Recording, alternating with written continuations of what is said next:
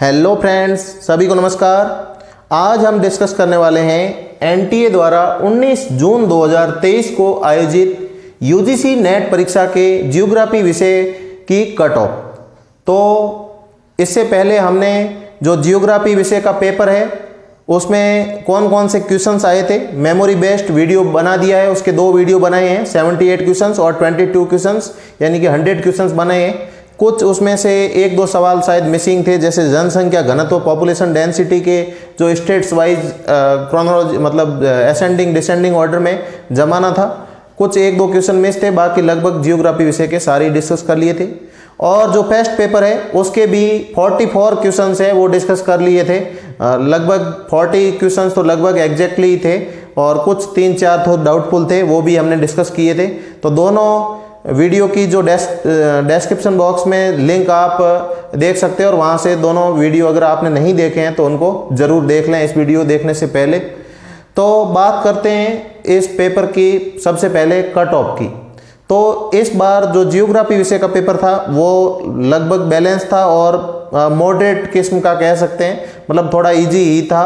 तो जो first paper था वो थोड़ा सा डिफ़िकल्ट था। उसमें काफ़ी मतलब जो सवाल थे जो रिसर्च के टीचिंग के वो थोड़े से इस बार डिफ़िकल्ट आए थे। तो इस वजह से उसमें 30 क्वेश्चंस का लगभग स्कोर काफ़ी अच्छा रहेगा और दोनों पेपर को अगर मिला लें तो हमें कट ऑफ का आइडिया लगेगा। तो इससे पहले जो पुराने पेपर हुए हैं उनकी कट ऑफ क्या रही है वो भी हमें जानना ज़रूरी है, क्योंकि लगभग जो पुराने जो कट ऑफ रहती है उसके आसपास ही रहती है, परंतु पहले उसको समझते हैं कि पहले वाली कट ऑफ में कैसे रहा था।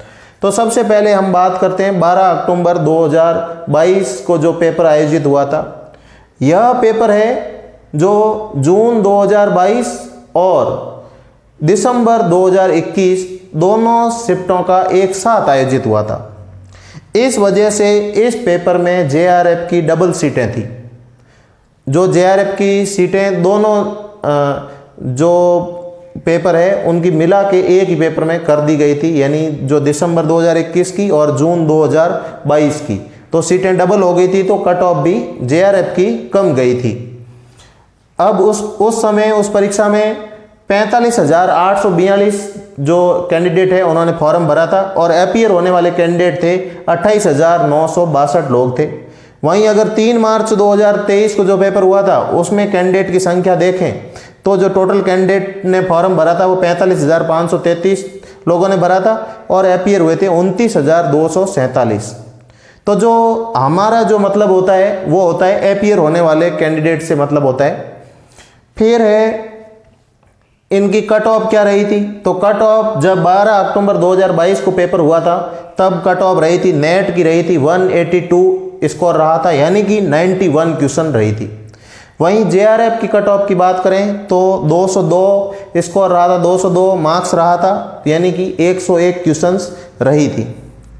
अब बात करते हैं कि भाई टोटल नेट कितनी हुई थी जियोग्राफी विषय में। तो टोटल नेट हुई थी 2527 और 2527 को अगर अपीयर होने वाले कैंडिडेट के हिसाब से परसेंटेज में निकाला जाए तो 8.72% जो टोटल कैंडिडेट है नेट में पास हुए थे। और जेआरएफ की बात करें तो उस समय 531 लोगों की जेआरएफ हुई थी, क्योंकि सीटें डबल थी। और परसेंटेज के हिसाब से देखें तो 1.83% लोगों की जेआरएफ हुई थी। अब बात करते हैं कि जैसे नेट में 6% लोगों को क्वालिफाई किया जाता है और कुछ जो सेम कट ऑफ पे आते हैं उनको एक्स्ट्रा क्वालिफाई कर दिया जाता है। परंतु इसमें ये होता है कि भाई विषय वाइज किसी में हो सकता है 8% हो, किसी में 5% ही हो। ऐसा इसलिए होता है कि जो पहले तो टोटल कितने लोगों ने क्वालिफाई किया है, क्वालिफाई यानी कि जनरल के लिए 40% होता है, तो और जो SC ST वगैरह होते हैं उनके लिए 35% होता है। 40% बोले तो 60 क्वेश्चंस होता है। तो वो कितने हैं क्वालिफाई किया ऑल ओवर, और फिर उस सब्जेक्ट में उसका रेशियो कितना है। अगर उस सब्जेक्ट में ज़्यादा रेशियो है तो जो 6% से ऊपर चला जाता है और रेशियो कम है तो 6% से नीचे चला जाता है। इस हिसाब से जो सीटें हैं वो नेट के लिए और जेआरएफ के लिए निकाली जाती है। भाई इतनी सीटें होगी, इतनी सीटें होगी। तो ये 6% से ज़्यादा जाता है, क्योंकि जियोग्राफी विषय में जो क्वालिफाई करने वाले कैंडिडेट तो ज़्यादा होते हैं, परंतु इसीलिए जो कट ऑफ है थोड़ी सी हाई चली जाती है, क्योंकि क्वालिफाई करने वाले कैंडिडेट ज़्यादा होते हैं। अब है 3 मार्च जो 2023 को पेपर आयोजित हुआ था, उसकी कट ऑफ थी वो परसेंटाइल में थी, क्योंकि यह पेपर जो 2 शिफ्ट में आयोजित हुआ था। अब 2 शिफ्ट में पेपर आयोजित होता है तो हो सकता है पहले पेपर का लेवल थोड़ा अलग हो और दूसरे पेपर का जो दूसरी शिफ्ट में पेपर हुआ है उसका लेवल थोड़ा सा अलग हो। तो अनफेयरनेस को हटाने के लिए, भाई कोई भी किसी का पेपर सरल आया तो उसको कोई अलग से बेनिफिट नहीं मिले, इसलिए क्या किया जाता है, परसेंटाइल निकाला जाता है। अब परसेंटाइल निकालने के लिए जो एनटीए है वो परसेंटाइल को पॉइंट के बाद में 7 डिजिट तक निकालता है, ताकि जो कैंडिडेट है वो सेम मार्क्स पे ना आए, फिर भी आ जाते हैं पर सेम मार्क्स पे ना आए और उनका जो है बेहतर मतलब स्कोर निकले। तो इसमें क्या किया जाता है, सबसे पहले तो जितने कैंडिडेट है किसी भी शिफ्ट की, उस शिफ्ट में जैसे 100 कैंडिडेट बैठे, तो 100 कैंडिडेट बैठे तो सबसे जो टॉप स्कोरर होगा उसका परसेंटाइल स्कोर होगा 100, और 1000 बैठ रहे हैं तो पहला कैंडिडेट होगा उसका होगा 100। और उसी रेशियो में अब जैसे आधे कैंडिडेट के बीच में 50% पे है वो, यानी कि लोग 1000 बैठे हैं और वो 500 वहाँ स्टूडेंट है, 499 उसके ऊपर है और 499 या 500 लोग हैं उसके नीचे, तो उसका स्कोर होगा 50 परसेंटाइल। यानी कि पूरे जितने मार्क्स आने वाले हैं उनको जितने मिनिमम मार्क्स है और मैक्सिमम मार्क्स है उस रेशियो में सबको बांट दिया जाता है और उस डिस्ट्रीब्यूशन को परसेंटाइल में कवर कर लिया जाता है। आपका 99 परसेंटाइल आ रहा है, मतलब आपने 99% लोगों को पीछे छोड़ दिया है। आपका 90 परसेंटाइल आ रहा है तो आपने 90% लोगों को पीछे छोड़ दिया है, आप टॉप 10% लोगों में शामिल है। अब ये जो परसेंटाइल निकाला जाता है वो केवल और केवल हर एक शिफ्ट का निकाला जाता है, दोनों शिफ्ट का मिला के नहीं निकाला जाता। जैसे 29,247 बैठे हैं तो ये इसका परसेंटाइल नहीं है, ये परसेंटाइल है। अगर ये इसका होता तो ये जो आंकड़े हैं वो एग्जैक्ट गणित में ऐसे नहीं आते, अगर आपने मैथमेटिक्स थोड़ी सी सॉल्व की है तो। इसमें क्या है, किसी शिफ्ट में हो सकता है 14,000 बैठे और किसी शिफ्ट में 15,000 बैठे। अब उसमें से परसेंटाइल निकाल लेते हैं और जैसे जैसे जितनी कट ऑफ इधर के भी ले लेते हैं और इधर के भी ले लेते हैं, इस तरीके से जो है कट ऑफ निकाली जाती है। परंतु इस बार क्या हुआ है, इस बार तो एक ही शिफ्ट में हुआ है, तो एक ही शिफ्ट में हुआ है तो इस बार जो स्कोर है वो आएगा मार्क्स में आएगा। तो जैसे 182 था तो 91 क्वेश्चंस, तो ये तो परसेंटाइल वाली बात हुई। अब बात करते हैं कि जो लास्ट जो पेपर हुआ था इसमें तो डबल सीटें थी नहीं जेआरएफ की, तो इसमें जेआरएफ केवल और केवल 252 लोगों की हुई, यहाँ 531 लोगों की हो रही। और तो जो रेशियो आता है वो आता है 0.86% लोगों की क्या है जेआरएफ हुई।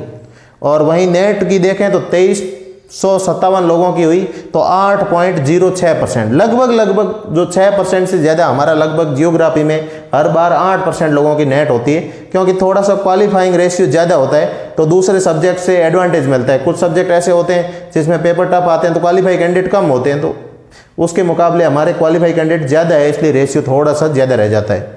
तो जो नेट की कट ऑफ है वो तो हमेशा भले कितनी शिफ्टें हैं उसमें सीटें बढ़ाते नहीं, 6% लेना है मतलब 6% लेना है। लास्ट कट ऑफ पे बराबर लोग आ रहे हैं तो एक्स्ट्रा ले लेते हैं, बाकी 6% ही लेना है। ये यूजीसी का रेगुलेशन है, इसको फॉलो करना पड़ता है, सेट का एग्जाम हो भले ही नेट का एग्जाम हो। और जो जेआरएफ की सीटें हैं वो हर 6 महीने में क्या है, जेआरएफ के लिए जो फंड है वो निर्धारित कर रखा है। तो यहाँ 12 महीने का एक साथ किया, इसलिए फंड एक साथ दे दिया डबल सीट करके, और यहाँ क्या है 6 महीने का ही हो रहा है। और अब जो शेड्यूल है वो एकदम बराबर हो चुका है। अब ये जो जून का आयोजित हुआ है पेपर अभी वाला 19 जून को, तो अगला पेपर है वो दिसंबर 2023 को ही आयोजित होगा। और तो अब हर 6 महीने में एग्जाम होगा। तो कोई एमए में अगर जस्ट अभी सेकेंड ईयर में आया है, मतलब अभी अप्रैल मई में उसके एग्जाम हुए, जस्ट सेकेंड ईयर में आया है या फिर थर्ड सेमेस्टर में आया है कोई स्टूडेंट या आने वाला है, तो उसने ये एग्जाम दिया है तब तो बहुत अच्छी बात है। तो एक एग्जाम ये हो गया जून वाला, वो दिसंबर वाला भी देगा और वो जून वाला अगला भी देगा। तो एक एमए वाले स्टूडेंट को 3 चांस मिल जाते हैं जब एमए कंप्लीट करे तब तक। तो 3 चांस में वो नेट या जेआरएफ अपनी निकाल सकता है और अपना कैरियर है वो आगे बढ़ा सकता है। तो अब बात करते हैं अपने कट ऑफ की। तो पिछली बार जो नेट की कट ऑफ गई थी वो तो लगभग देखो 8% लोग पास हो रहे हैं, तो नेट की कट ऑफ तो एग्जैक्ट अपन आइडिया लगा सकते हैं कि उसके आसपास ही जाएगी। जो 12 अक्टूबर 2022 को पेपर हुआ था उसके आसपास ही रहेगी। थोड़ा सा हर बार क्या है, थोड़ा सा इंक्रीज हो रहा है परसेंट में। इंक्रीज इसलिए हो रहा है कि बहुत सारे लोगों की नेट तो निकल रही है पर जेआरएफ नहीं निकल रही, तो वो बार बार पेपर देते हैं, तो थोड़ा सा कंपटीशन बढ़ जाता है। कुछ लोग ऐसे ही मतलब अपनी जेआरएफ बढ़ाने के लिए देते हैं, भाई मेरी और जेआरएफ हो जाए। कुछ लोगों की क्या है, पीएचडी में एडमिशन नहीं मिल पाता, तो पीएचडी में एडमिशन नहीं मिल पाता, जेआरएफ उनकी जो पुरानी की हुई है वो एक्सपायर हो जाती है, तो इस वजह से वो एक नई कर लेते हैं ताकि उनको आगे एडमिशन मिल सके। तो इस तरीके से वो कैंडिडेट आने की वजह से क्या होता है कि जो नेट की कट ऑफ है थोड़ी सी हाई चली जाती है, क्योंकि नेट वाले तो बहुत सारे लोग हैं, जेआरएफ हर कोई करना चाहता है, तो वो बार बार देते हैं और देना भी चाहिए। तो पिछले दोनों जो पेपर हुए थे उनमें क्या था कि थोड़े कैंडिडेट कम थे अपीयर होने वाले। हो सकता है इस बार थोड़े से कैंडिडेट बढ़े हो तो थोड़ी कट ऑफ कम जा सकती है, और साथ ही पेपर की डिफ़िकल्टी को देखते हुए और थोड़ा सा कंपटीशन भी बढ़ रहा है। कंपटीशन बढ़ने का अर्थ ये है कि अब जैसे कुछ लोग हैं, जैसे कुछ फ्रेंड्स हैं, उनकी 4-5 बार नेट हो गई, पर वो हर बार जेआरएफ से एक सवाल से चूक जाते, तो वो दोबारा जेआरएफ के लिए प्रयास करते हैं। तो जब जेआरएफ का प्रयास करते हैं तब थोड़ी कट ऑफ है वो जेआरएफ की बढ़ जाती है। तो जो अभी जो हम अनुमानित कट ऑफ बता रहे हैं ये मतलब बहुत सारे फैक्टर्स को देख के है, पर हो सकता है इससे कम जाए कट ऑफ और हो सकता है थोड़ी इससे ज़्यादा जाए। तो इससे आपको विचलित नहीं होना है, आपको तो आगे भी पढ़ना है। अगर आपकी नेट हो गई है तो जेआरएफ के लिए पढ़िए, जेआरएफ हो गई है तो जो नेट का सिलेबस है वही असिस्टेंट प्रोफेसर के लिए, उसके लिए पढ़िए। तो आपको तो सब्जेक्ट और मजबूत बनाना है, जो आपकी गलतियां हुई है उन सब को ध्यान में रखना है और अभी से ही पढ़ाई में जुट जाना है, ताकि आप दिसंबर जो 2023 वाला जो नेट का एग्ज़ाम होगा उसमें अपनी जेआरएफ को सुनिश्चित करें। और अगर आपकी जेआरएफ इस बार निकल जाती है तो हो सकता है अभी असिस्टेंट प्रोफेसर की जो एमपी में फॉर्म भरे जा रहे हैं, हरियाणा में भी आने वाली है, आरपीएससी में भी आने वाली है, तो जहाँ पे भी असिस्टेंट प्रोफेसर की वैकेंसी आती है वहाँ पे अपनी पढ़ाई को जो अच्छा करके वहाँ पे भी असिस्टेंट प्रोफेसर बन सकते हैं। तो बात करें नेट की, तो नेट में जनरल की रहेगी 91 से लेके 93 क्वेश्चंस। ये हम क्वेश्चंस में दे रहे हैं, प्रत्येक क्वेश्चंस 2 मार्क्स का होता है, तो स्कोर देखना है तो इसका डबल कर लो। जैसे 91 का डबल होता है 182, इस तरीके से आप मार्क्स में देख सकते हो। ये दोनों पेपर का मिला के, पेपर 1 और पेपर 2 को मिला के ही कट ऑफ अनुमानित जो एक्सपेक्टेड है वो हम बता रहे हैं। तो ईडब्ल्यूएस की जो कट ऑफ रहेगी वो रहेगी 82 क्वेश्चन से 86 क्वेश्चंस। वहीं ओबीसी की बात करें तो 82 से लेके 86 क्वेश्चंस रहेगी। एससी की बात करें तो 75 से 80 क्वेश्चन रहेगी। एसटी की बात करें 75 से 80 क्वेश्चन रहेगी। और जब जेआरएफ की बात करें तो जेआरएफ रहेगी 102 क्वेश्चन से लेके 107 क्वेश्चंस रहेगी जनरल की, और थोड़ी कम भी 100 भी जा सकती है अगर ज़्यादा कैंडिडेट बैठे हैं तो उस हिसाब से। ईडब्ल्यूएस की कट ऑफ है वो रहेगी 98 से लेके 103 क्वेश्चंस। ओबीसी की 98 क्वेश्चन से 103 क्वेश्चंस, एससी की 90 से 92 क्वेश्चंस और एसटी की 87 से 90 क्वेश्चन। ये लगभग अनुमानित कट ऑफ है। अब क्या है कि अब आपने पेपर दिया, हो सकता है बहुत कम मार्क्स आ गए हो, और हो सकता है कि भाई जेआरएफ नहीं कर पा रहे हो, नेट में ही रह रहे हो, थोड़ा सा पेपर है वहाँ पे सिली मिस्टेक्स वगैरह हो गई। तो इन सारी गलतियों के लिए हम क्या करेंगे भाई, जो पेपर में ट्रेंड क्या रह रहा है, पेपर में सवाल कहाँ से आ रहे हैं, किस प्रकार जो एनटी है वो पेपर बना रहा है, उसका थोड़ा सा ट्रेंड देखेंगे।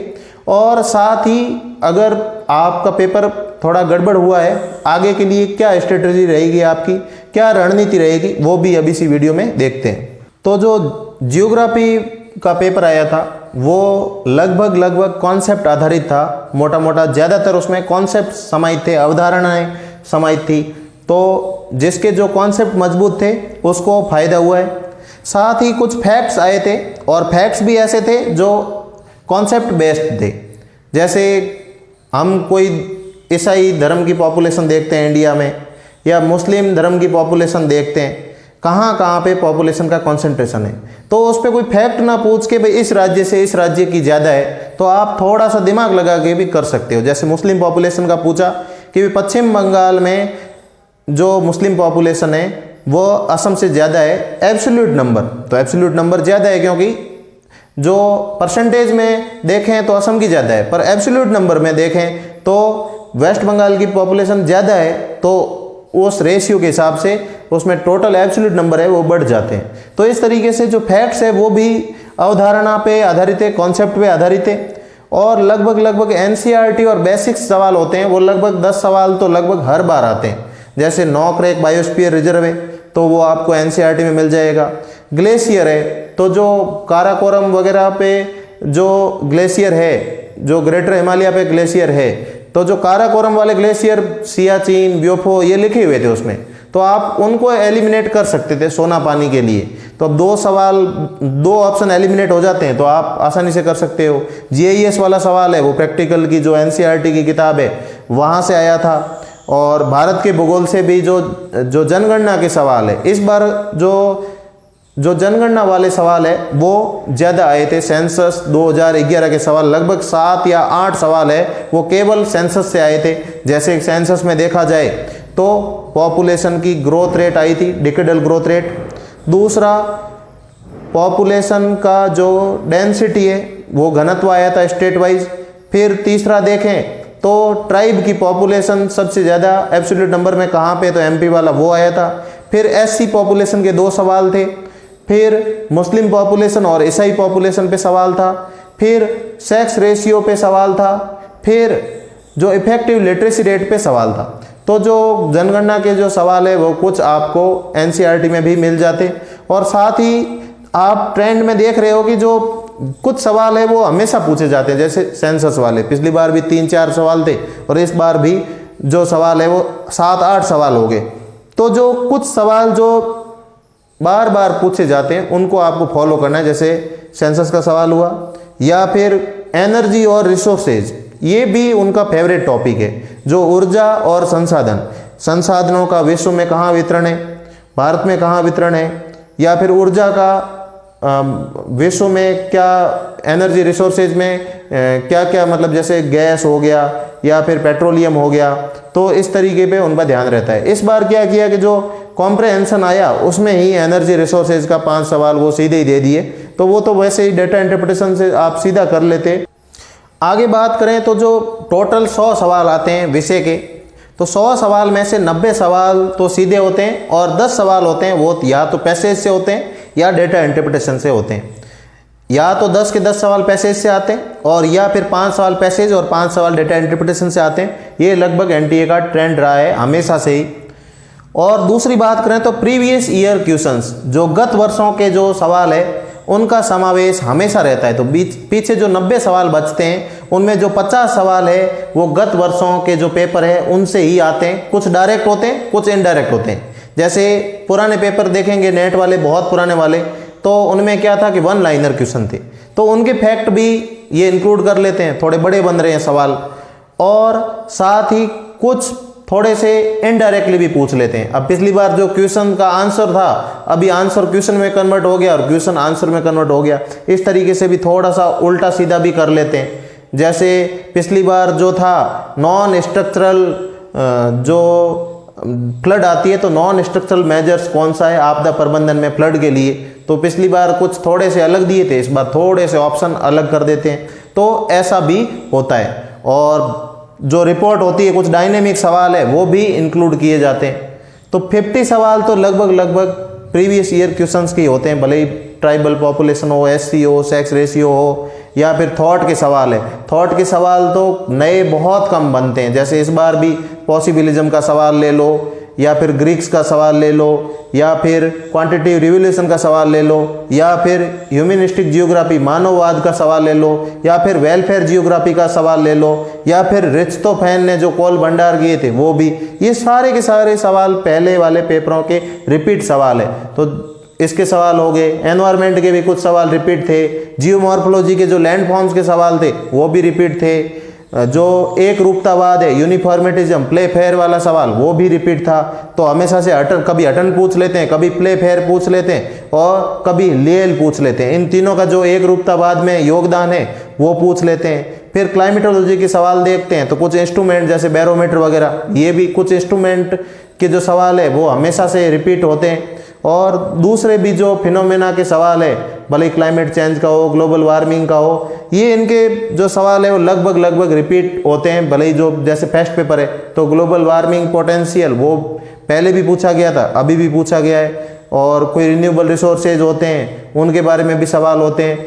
तो इस तरीके से प्रीवियस ईयर क्वेश्चंस ज़्यादा से ज़्यादा अगर आप करके जाते हैं, उनको समझ के जाते हैं, ऐसा नहीं है कि इसका आंसर ये, इसका उस सवाल को समझना है, उसका कॉन्टेक्स्ट समझना है, कौन से सब्जेक्ट से आया है, क्यों आया है, इस बारे में थोड़ा सा समझेंगे तब आप कर पाएंगे। जियोग्राफी विषय का जो पेपर है उसमें ज़्यादा से ज़्यादा मार्क्स आप ले पाएंगे। इसके लिए मैंने जो प्रीवियस ईयर क्वेश्चंस की एक सीरीज भी चला रखी है, उसकी आपको प्लेलिस्ट मिल जाएगी। मैंने जो 2023 का मार्च का पेपर हुआ था, अक्टूबर 2022 में पेपर हुआ था, वो सॉल्व करवा रखे हैं। साथ ही जो जनवरी 2022 में पेपर हुआ था, तो जनवरी 2022 के भी कुछ पेपर है वो सॉल्व करवा रखे हैं। आगे भी वो सीरीज चलती रहेगी, तो आप उस सीरीज को देखेंगे तो आप पाएंगे कि बहुत सारे सवाल है वो रिपीट हो रहे हैं। तो आप वो सीरीज देख सकते हैं और रेगुलरली अभी से आप पढ़ेंगे तभी आप आगे इम्प्रूव कर पाएंगे। एकदम हम तैयारी करते हैं तो हमारे पे प्रेशर होता है, तो हम बिल्कुल कुछ भी नहीं पढ़ पाते। कम से कम 3-4 महीने तो आपको पढ़ना पड़ेगा, वो भी रिलैक्स होके एकदम। तो आराम से कभी 4 घंटे पढ़े, कभी 5 पढ़े, कभी 6 पढ़े, कभी बिल्कुल मन नहीं हुआ तो बिल्कुल नहीं पढ़े। तो इस तरीके से रिलैक्स होके आपको पढ़ना है, तभी कॉन्सेप्ट समझने आएंगे। अगर रिलैक्स होके नहीं पढ़ेंगे तो कॉन्सेप्ट समझ में नहीं आएंगे। तो सबसे पहले तो कॉन्सेप्ट समझ लें। अगर आपको नहीं आ रहा है तो आपके फ्रेंड से पूछो, आपके टीचर से पूछो। अगर आप मेरे को टेलीग्राम ग्रुप में मैसेज करके बोल सकते हो कि भाई ये वीडियो आप बनाएंगे, हमें समझ में नहीं आ रहा है, तो मैं भी वीडियो बना सकता हूँ। जैसे मैंने 8 या 9 वीडियो बनाए थे कॉन्सेप्ट आधारित, तो 8 या 9 में से 4 या 5 सवाल सीधे सीधे दे दिए। आप पेपर में देखोगे स्लोप का जो सवाल था, मैंने 6 या 7 मिनट का वीडियो बनाया, उसके एलिमेंट बताए, तो सीधे सीधे सीक्वेंस में एलिमेंट पूछ लिए। जियोलॉजिकल टाइम स्केल लिखा हुआ नहीं है, पर जियोलॉजिकल टाइम स्केल का प्लेस्टोसीन काल में जो आइस एज आई, तो वो सीधा सवाल उससे आ गया। फिर दूसरे सवालों की बात करें तो सैम्पलिंग का सवाल है, सीधा मैंने जो बोर्ड पे बनाया हुआ था। लड़के बोलते हैं कि नोट्स कुछ नहीं होते, जो मैं बोर्ड पे एक बार लिख लेता हूँ वही निचोड़ होता है, और उसमें जो बता रहा हूँ वो चीज़ें आपको सिर्फ सुनना है, समझना है, और जो बोर्ड पे लिखा हुआ है वो अपने कॉपी में नोट डाउन करना है। यही नोट्स होते हैं, कोई ज़्यादा नोट्स के चक्कर में नहीं पढ़ना है। बहुत ज़्यादा मटेरियल है, वो जो दिमाग है उसमें इतना डेटा स्टोरेज नहीं हो सकता, इसकी भी एक कैपेसिटी होती है। आपको पढ़ना है लिमिटेड, समझना ज़्यादा है, और समझ के आधारित आप भाई सैम्पलिंग का सवाल था वो भी कर लेते। इस प्रकार एक आध और सवाल था वो भी आया था। तो मैंने अभी चैनल शुरू किया है तो इसमें बहुत कम कंटेंट दिया है, फिर भी बहुत सारे प्रीवियस ईयर क्वेश्चंस भी आए थे और वीडियो से भी सवाल आए थे। तो कॉन्सेप्ट पे सवाल आ रहे हैं, प्रीवियस ईयर क्वेश्चंस के सवाल आ रहे हैं, और कुछ सवाल है वो अप्लाइड आ रहे हैं, मैपिंग के सवाल आ रहे हैं। जैसे आप अगर IAS प्री वगैरह के पेपर देखते हैं तो वहाँ मैपिंग का ज़्यादा जोर होता है, पर अब थोड़े से थोड़े मैपिंग के सवाल भी आने लगे हैं। तो मैपिंग में आप देखेंगे कि भाई नॉर्दर्न फिनलैंड में कौन सी ट्राइब है, तो ट्राइब का पूछ लिया भाई कि ये नॉर्दर्न फिनलैंड में, आपको मैपिंग आनी चाहिए कि भाई यहाँ ये ट्राइब हो सकती है। दूसरा, ग्रीनलैंड के नज़दीक कौन सा फीचर है, अब उसमें इन्होंने दे दिए, वॉल्विस रिज दे दिया, टेलीग्राफिक प्लेटो दे दिया, प्यूर्टो रिको जो ट्रेंच है वो दे दिया, चैलेंजर जो रिज है वो दे दिया। तो ग्रीनलैंड के नज़दीक कौन सा है, तो आपने मैपिंग की है तभी आप समझ पाओगे। फंडी की खाड़ी किस देश के नज़दीक है, तो ये भी आप मैपिंग से कर पाते। तो इस तरीके से 4 या 5 सवाल है वो मैपिंग के दिए। तो मैपिंग भी आपको जब पढ़ रहे हो कोई फिनोमेना तो उसका एग्जाम्पल कहाँ पे, और कोई इंस्ट्रूमेंट अगर मेजर करने वाला है उसको, अगर फिजिकल जियोग्राफी पढ़ रहे हो तो आपको विषय को मजबूत बनाना पड़ेगा। अगर विषय मजबूत नहीं है तब आपकी जो नेट या JRF नहीं निकलेगी। केवल प्रीवियस ईयर क्वेश्चंस पढ़ोगे तो भी नहीं निकल पाएगी, थोड़ा सहारा तो मिल जाएगा। पहले केवल प्रीवियस ईयर क्वेश्चंस के आधार पे भी निकाल लेते थे, पर उसको अब समझना पड़ेगा। थोड़े से सवाल है वो डायरेक्टली की जगह इनडायरेक्टली भी आ रहे हैं। तो अवधारणाएं मजबूत बनानी। अब जियोग्राफी का पेपर अगर आपका मजबूत हो जाता है तो आप नेट तो निकाल सकते हो, पर फर्स्ट पेपर है वो थोड़ा सा अनएक्सपेक्टेड आ रहा है, कभी थोड़ा सा सरल आ जाता है, कभी हर बार मतलब बदलता जा रहा है। कभी टीचिंग के सवाल है बहुत हार्ड दे देते हैं, कभी कम्युनिकेशन के हार्ड दे देते हैं, कभी रिसर्च के हार्ड दे देते हैं। तो आप उसमें 10 विषय है, अब 10 विषय को आप मजबूत करोगे तब भी आप JRF निकाल पाओगे। JRF निकालने के लिए फर्स्ट पेपर बहुत ज़्यादा मजबूत करना पड़ेगा। तो आपको सब्जेक्ट भी मजबूत करना है और साथ ही साथ फर्स्ट पेपर भी मजबूत करना है। अब क्या है कि अपन पेपर देने जाते हैं, पढ़ तो लेते हैं, पर पेपर देने जाते हैं तब हम कुछ गलतियां कर लेते हैं। उसके बारे में, उन गलतियों के बारे में वैसे तो ये एग्जाम से पहले बताना चाहिए, पर अभी से आप ध्यान में रखोगे तभी अपने जो लाइफ स्टाइल है आपकी उसमें आप उनको इनकॉर्पोरेट करोगे, मतलब उसमें लागू कर सकते हो। तो कोई भी और एग्जाम देते हो तो उसमें भी ये काम आएगी, तो वो अभी से डिस्कस कर लेते हैं। तो जब आप भी एग्जाम देने जाते हो तो एग्जाम से पहले और एग्जाम के दौरान आपको किन किन चीज़ों का ध्यान रखना है, इन चीज़ों के बारे में हम डिस्कस करते हैं। तो सबसे पहले तो आपको जब सिटी की इन्फॉर्मेशन आती है तो वो सबसे पहले देख लेनी है, और उसके अकॉर्डिंग आपकी अगर दूसरी सिटी में हो तो आप इसकी टिकट वगैरह बना लें ताकि बाद में आपको आने जाने में समस्या ना हो। और दूसरी जगह पे है तो एक दिन पहले जाएं, हो सके तो कहीं होटल वगैरह में ही रुकें, ताकि आपको कोई अगर रिलेटिव के यहाँ जाओगे तो हो सकता है आपको डिस्टर्बेंस का सामना करना पड़े, हालचाल पूछेंगे कैसे हो, तो उन चीज़ों का बहुत फ़र्क पड़ता है। आपको कोई होटल वगैरह में रुक जाना है अगर दूसरी सिटी में जा रहे हो तो।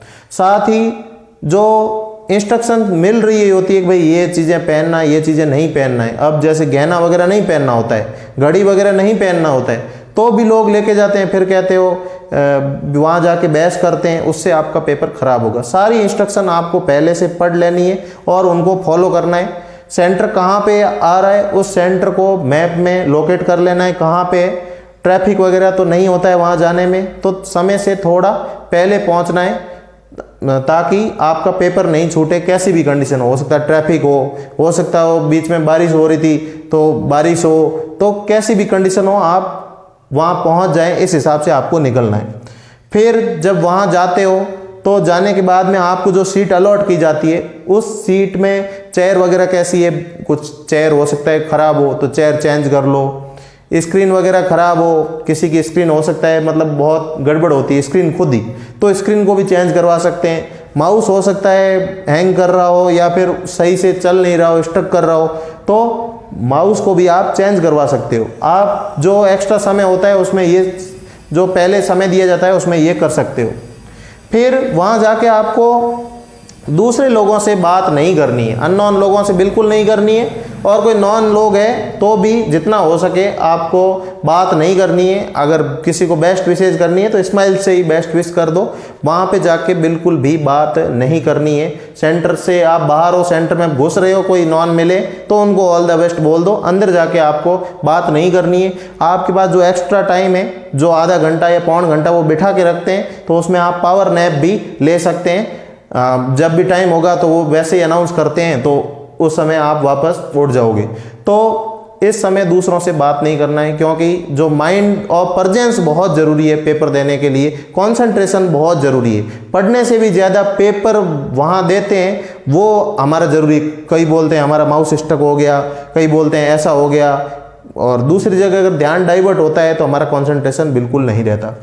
फिर जो टाइम आपको मिलता है 180 मिनट का मिलता है, और जो राउंड क्लॉक वहाँ चल रही होती है, तो राउंड क्लॉक चल रही होती है तो 80 मिनट आपको फर्स्ट पेपर में देने हैं, क्योंकि उसमें न्यूमेरिकल वगैरह आते हैं तो उसमें टाइम ज़्यादा जाता है। डेटा इंटरप्रिटेशन का भी सवाल आता है, न्यूमेरिकल के भी आते हैं, रीजनिंग के भी सवाल आते हैं, तो वो सवाल सॉल्व करने में ज़्यादा समय लगता है। अगर विषय मजबूत है तो वो 100 मिनट में 100 सवाल आप आसानी से कर सकते हो, पर फर्स्ट पेपर में स्कोर करने के लिए आपको समय की रिक्वायरमेंट होती है। ज़्यादातर लोग समय नहीं होता, फिर लास्ट में उनमें तुक्के लगाते हैं, तो सवाल तो सारे सॉल्व करने, क्योंकि नेगेटिव मार्किंग है नहीं। तो जब भी आप सवाल सॉल्व करो तब आपको या तो आ रहा होगा, तो आ रहा है तो वो सीधा आंसर हो गया।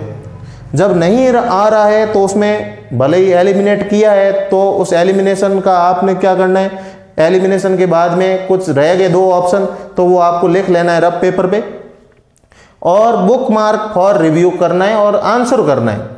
कोई भी सवाल है वो आंसर करके आगे बढ़ना है। ऐसा नहीं कि अब मैं छोड़ देता हूँ बाद में करूँगा, नहीं, नेगेटिव मार्किंग नहीं है। इसलिए आपको सवाल सॉल्व मतलब किया नहीं किया स्टक नहीं होना है, आपको कहीं पे भी अटकना नहीं है कि भाई बहुत लंबा समय लग रहा है, नहीं, आपको हो रहा है तो ठीक है, नहीं हो रहा है तो उसमें तुक्का लगा के आगे बढ़ो। एलिमिनेट कर दिया है तो उन ऑप्शन में से आगे बढ़ो और बुक मार्क वाला ऑप्शन ही चूज करना है। अब जैसे बाकी वाले सवाल आप श्योर हो उन पे आपको वापस नहीं आना पड़ेगा, जो बुक मार्क किए हुए हैं पूरा पेपर हो जाएगा। उसके बाद जो 15-20 मिनट आपको जो एक्स्ट्रा मिल रहे हैं जो आपके पास है, उन एक्स्ट्रा टाइम में जो बुक मार्क किए हुए सवाल है उनको करना है। और बुक मार्क किए हुए सवाल है उनमें सबसे पहले थ्योरी वाले करने हैं। जो न्यूमेरिकल होते हैं उनमें टाइम ज़्यादा लगता है, थ्योरी वाले हैं आप थोड़ा सा वापस रिव्यू करोगे तो दिमाग में हो सकता है कोई चीज़ रिकॉल हो जाए, तो वो सवाल पहले करने हैं फिर न्यूमेरिकल करने हैं दोबारा, जब वो बुक मार्क वाले सवाल जो मार्क होते हैं वो, तो ये जरूर करना है। साथ ही जब पेपर सॉल्व कर रहे हो तो हो सकता है स्क्रीन वगैरह छोटी हो तो शायद ऑप्शन आता है कि आप क्लिक करो तो जो क्वेश्चंस वाला सेक्शन है वो थोड़ा सा हाइड हो जाता है, तो वो आप यूज कर सकते हो। साथ ही जब आप कर रहे हो, अगर आप हिंदी भाषा में कंफर्टेबल हो तो आपको हिंदी में ही पेपर सॉल्व करना है। कोई सवाल की लैंग्वेज बहुत कठिन हो, क्लिष्ट शब्द हो, तब ऊपर जाके आप उसमें चेंज कर सकते हो इंग्लिश और फिर वापस हिंदी में आ सकते हो।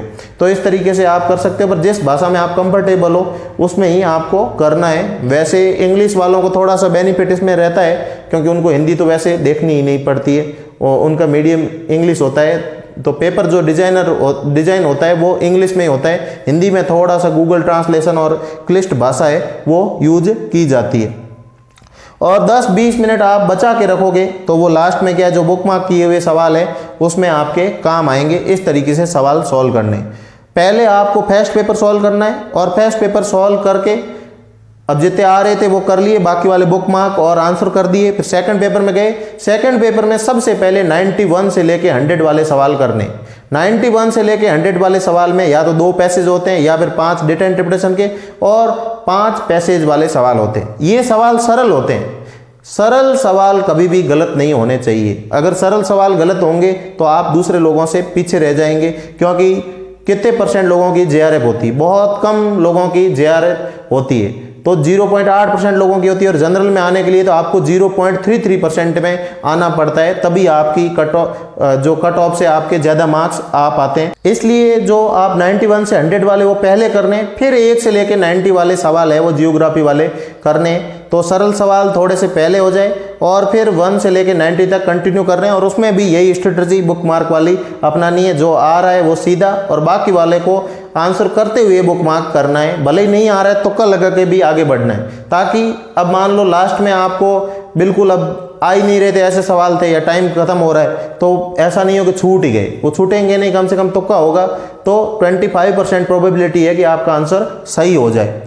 फिर जो रफ पेपर है उसमें जो डिटेल है वो नोट डाउन करनी, जैसे कहीं एलिमिनेट कर रहे हो तो एलिमिनेट कर रहे हो, अब स्क्रीन पे तो लिख नहीं सकते, तो इतने नंबर में भाई ये ऑप्शन में मेरे को डाउट है, भाई C और D, भाई 112वां नंबर का सवाल है, भाई 112वें नंबर के सवाल में मेरे को डाउट है, या 51वें नंबर के सवाल में डाउट है, तो 51 में मैंने A B मेरे आंसर नहीं हो सकते, C D है, तो 51 किया, C D नोट डाउन कर दिया रफ पेपर पे। तो रफ पेपर का यूज करना है। पहले तो क्या है, पेपर पे ही हम सवाल सॉल्व कर लेते, अब जैसे डिजिटल आ गया है तो हमें स्ट्रेटजी थोड़ी सी बदलनी होगी। तो रफ पेपर आप 1 से ज़्यादा भी ले सकते हो, 2 ले सकते हो, 3 ले सकते हो, रोल नंबर ऊपर लिखना होता है, किसी से एक्सचेंज नहीं करना होता है, कोई भी अनफेयर मीन्स नहीं करना है। और जो दूसरी डिटेल की बात करें तो दूसरी डिटेल में आपके कभी कभी हो सकता है कंप्यूटर ब्लैकआउट हो जाए, तो उसमें घबराना नहीं है। आजकल क्या सर्वर रूम होता है तो आपके रिस्पॉन्स वहाँ सेव रहते हैं, तो वो आपकी दूसरी स्क्रीन में आपको लॉगिन करवा के आपका करवा सकते हैं। तो किसी भी चीज़ को लेके मतलब ऐसा हो जाए, कोई टेक्निकल हो जाए कि ब्लैकआउट हो गया आपका पूरा जो स्क्रीन है, तो उसमें घबराना नहीं है, वो दूसरी स्क्रीन पे आपको देख के भी ऐसा कर लेते हैं। इसके अलावा बात करें तो जो क्वेश्चंस होते हैं उसमें पढ़ते वक्त ध्यान रखना है, भाई करेक्ट है नॉट करेक्ट है, वो गहरे कलर में तो देता नहीं है तो आपका गलत हो सकता है, तो करेक्ट है नॉट करेक्ट है, असेंडिंग है डिसेंडिंग है, तो जैसा ऑर्डर पूछा हुआ है, जिस तरह का सवाल पूछा है उसको थोड़ा सा ध्यान से देखना है। अक्सर लोग हमेशा इसमें गलती करते हैं और ये ह्यूमन एरर का सबसे बड़ा कारण होता है, नॉट या फिर जो करेक्ट है नॉट करेक्ट है, असेंडिंग है डिसेंडिंग है, इस तरीके से सवाल में ही गड़बड़ हो जाती है। तो ये तो हुई इंस्ट्रक्शन की बात। अब आपको जो प्रीवियस ईयर क्वेश्चंस की जो सीरीज मैं चला रहा हूँ वो आप देख सकते हो, साथ ही साथ कोई बुक भी प्रीवियस ईयर क्वेश्चंस की है वो भी आप ला के देख सकते हो। साथ ही कुछ जो कॉन्सेप्ट वाले वीडियो होंगे उसके लिए मैं थोड़ा सा क्रैश कोर्स है वो यूट्यूब पे लेके आ सकता हूँ। अगर आप डिमांड करेंगे, ज़्यादा वीडियो आप रेगुलरली देखेंगे तो मैं भी मोटिवेट होऊंगा वीडियो बनाने के लिए। और सभी को वीडियो देखने के लिए थैंक यू। और अगर वीडियो अच्छा लगा है तो वीडियो को लाइक करें, साथ ही वीडियो को शेयर करें और चैनल को सब्सक्राइब करें और जो बेल बटन है उसको ज़रूर दबाएं। Thank you very much.